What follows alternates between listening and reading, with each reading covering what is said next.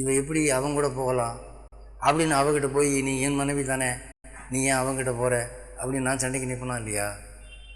அதே மாதிரி அவள் என் மனைவியை பார்த்துட்டு என்ன நினைக்கலாம், நான் இவனுக்கு போன ஜென்மத்தில் மனைவியாக இருக்கிற போது இன்னொருத்தி எதுக்கு இவன் கூட்டிகிட்டு போகிறான் அப்படின்னு அவள் கோவப்படலாம் இல்லையா? நான் போன ஜென்மத்தில் ஒருத்தனுக்கு கடன் கொடுத்து நான் வசூல் பண்ணாமல் இருந்தேன்னு வச்சுக்கோங்க, இப்போ இந்த ஜென்மத்தில் கழுத்தில் துண்டை போட்டு இழுப்பேன், போன ஜென்மத்தில் வாங்கின 1000 ரூபா கொடுறா அப்படின்னு. இப்படி ஒவ்வொருத்தரும் போன ஜென்ம கணக்கை இப்போ வஜா பண்ணுறதுன்னு வந்தால் சமுதாயத்தில் ஒரு அமைதியான வாழ்க்கை நடக்குமா? அவன் வீதியில் போன ஜென்மத்தில் கொடுத்ததை கொடு, போன ஜென்மத்தில் நீ இப்படி பிறந்திருந்த, போன ஜென்மத்தில் என்ன கொலை பண்ண, இப்போ நான் ஒன்றை கொலை பண்ணுறேன் பாரு, போன ஜென்மத்தில் என்ன அடித்தேன் நான் இப்போ அடிக்கிறேன் பாரு அப்படின்னு சொல்லி ஒரே கலகமில் இருக்கும்.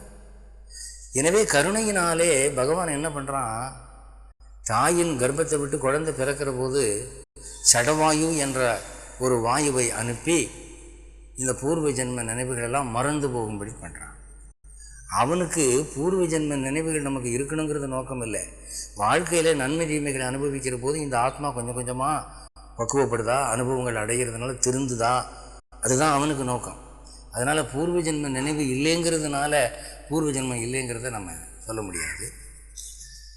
இப்போது இந்த கடவுள் இன்ன பாவம் செய்ததுக்கு தான் உன்னை தண்டிக்கிறேன் அப்படின்னு நமக்கு சொல்லி தண்டித்தாலும் நமக்கு ஒரு புத்தி வருங்க.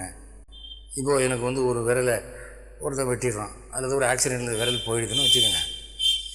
இந்த சம்பவம் எனக்கு எதனால் நடக்குதுங்கிறது எனக்கு தெரிஞ்சால் தானே, ஆஹா இந்த பாவம் நான் பண்ணினேன், அதுக்கு இந்த தண்டனை அனுபவிக்கிறேன், நான் திருந்துவேன்.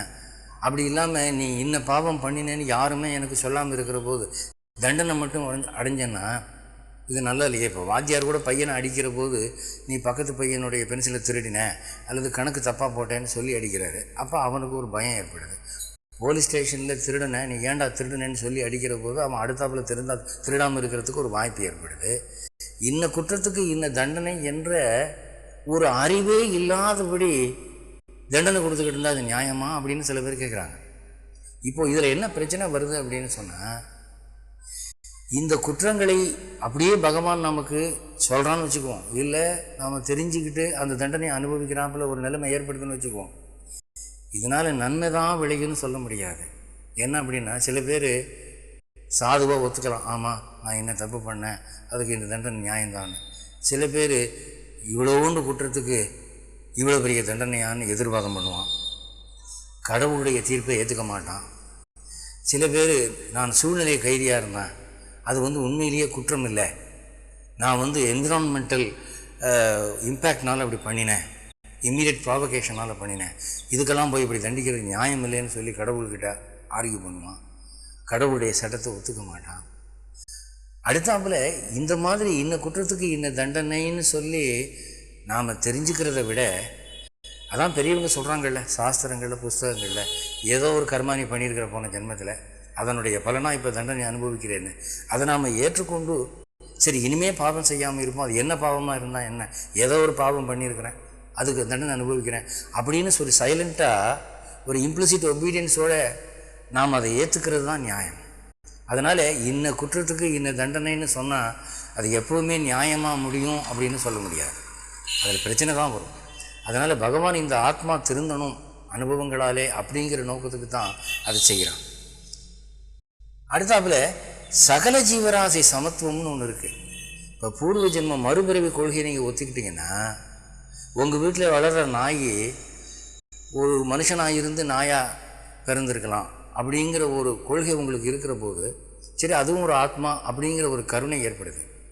ஒரு காக்கா, ஒரு குருவி, ஒரு புழு, ஒரு பூச்சி முதற்கொண்டு ஒரு ஆத்மா தான், ஏதோ ஒரு கர்ம வினையின் அடிப்படையிலே இந்த சரீரத்தை அடைஞ்சிருக்கு என்று நாம் சர்வ ஜீவராசி சமத்துவம் அப்படிங்கிறத நாம் உணர்கிறோம்.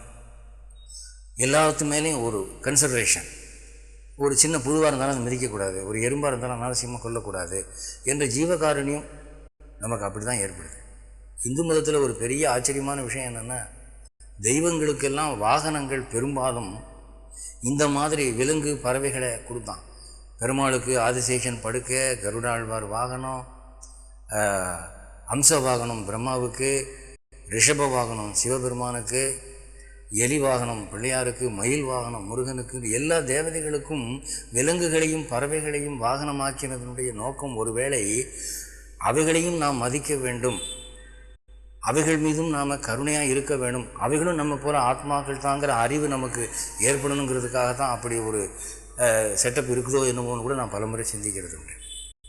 அப்போது பிற உயிர்கள் மேலே அவற்றினுடைய வெறும் உடம்பை பார்த்து இளக்காரமாக கேவலமாக நினைக்காம இருக்கிறதுக்கு இந்த மறுபிறவி கொள்கை நமக்கு வழிவகுக்குது. இந்து மதம் வைதிக மதம் என்ன சொல்லுது? சகல ஜீவர்கள் மேலும் கருணையாக இருக்க வேண்டும், புழு பூச்சி மேலே கூட இரக்கமாக இருக்க வேண்டும். சர்வே ஜனாகா சுக்கினோ பவந்துன்னா சகல மனிதர்கள் மட்டும் அர்த்தம் இல்லை, ஜனாகாங்கிறதுக்கு மனிதர்கள்னு அர்த்தம் தான். எல்லா ஆத்மாக்களும், எல்லா ஜனங்களும், எல்லா உயிர்களும் இன்புற்று இருக்க வேண்டும் அப்படிங்கிற கொள்கைக்கு இந்த மறுபிறவி கொள்கை வழிவகுக்குது. அடுத்து இந்த பிராணிகள் வலிய உணர்வுதான் இல்லையா? ஒரு கோழியை ஒரு சமயக்காரன் பிடிச்சி அதை வெட்ட போகிறான். அப்போ அந்த கோழி கத்துது. அந்த கத்துற குரல் எப்படி இருக்குது? ஆஹா ரொம்ப சந்தோஷம், என்னை வெட்டு அப்படின்னு சொல்கிற மாதிரியா இருக்குது. ஐயோ என்னை விட்டுரு விட்டுரு, என்னை கொல்லாத அப்படிங்கிறத சொல்லாமல் சொல்லுது. அது கத்துற குரல் ஒரு அபய குரல். கசாப்பு கடையில் ஒரு ஆடு வெட்டப்பட்டு கொண்டு இருக்கிற போது அதை பார்த்து கொண்டு இருக்கிற இன்னொரு ஆடு வெட்டப்படுவதற்கு தயாராக இருக்கக்கூடிய அந்த ஆடு எழுப்பக்கூடிய ஒலியை கேட்டிருக்கிறீர்களா? போய் கேட்டு பாருங்கள். எவ்வளவு தீனமாக, எவ்வளவு பரிதாபமாக இருக்கு. என்னை கொல்ல போகிறான் இவன், நான் தப்பிக்க வழி இல்லையா அப்படின்னு கத்துது. ஒரு பறவையை பிடிச்சாலும் அப்படித்தான், ஒரு விலங்கை பிடிச்சாலும் அப்படித்தான். இது எதை காட்டுது? விலங்குகள் வலியை உணர்கின்றன, ஹிம்சையை வெறுக்கின்றன. நாம் எப்படி அடிபடக்கூடாதுன்னு நினைக்கிறோமோ, நாம் எப்படி கொல்லப்படக்கூடாதுன்னு நினைக்கிறோமோ, அதே போல் அவற்றுக்கும் இந்த வலி உணர்வு உண்டு. அதைத்தான் அந்த ஒலி மூலமாக காட்டுது. ஒரு பயந்த நாயுடைய முகத்தை பாருங்கள், ஒரு பயந்த பூனையினுடைய முகத்தை பாருங்கள். அந்த முகத்தில் வேதனையினுடைய உணர்வு எவ்வளவு பளிச்சுன்னு தெரியுதுன்னு அதை எக்ஸ்பிரஸ் பண்ணோம். அப்போது இந்த பிற பிராணிகள் மேலே நாம் இரக்கமாக இருக்கணும் அப்படிங்கிறதுக்கு இந்த மறுபிறவி கொள்கை ஒரு சரியான காரணம் காட்டுது. இன்றைக்கி பார்த்திங்கன்னா சொசைட்டியில் ப்ளூ கிராஸ் சொசைட்டின்னு வச்சுருக்கிறான். அதாவது பிராணி வதை சட்டம், வதை தடுப்பு சட்டம், பிராணிகளுக்கு கொடுமை செய்யக்கூடாது அப்படின்னா சட்டம் கொண்டு வரான். எதுக்காக? ஒரு இவால்வ் ஹியூமன் பீயிங், ஒரு நாகரிகம் அடைந்த, அறிவு வளர்ச்சி அடைந்த ஒரு ஆத்மாவுக்கு பிராணிகள் மேலே இறக்கப்படக்கூடிய பண்பு வேண்டும் அப்படிங்கிறதுக்கு தான்.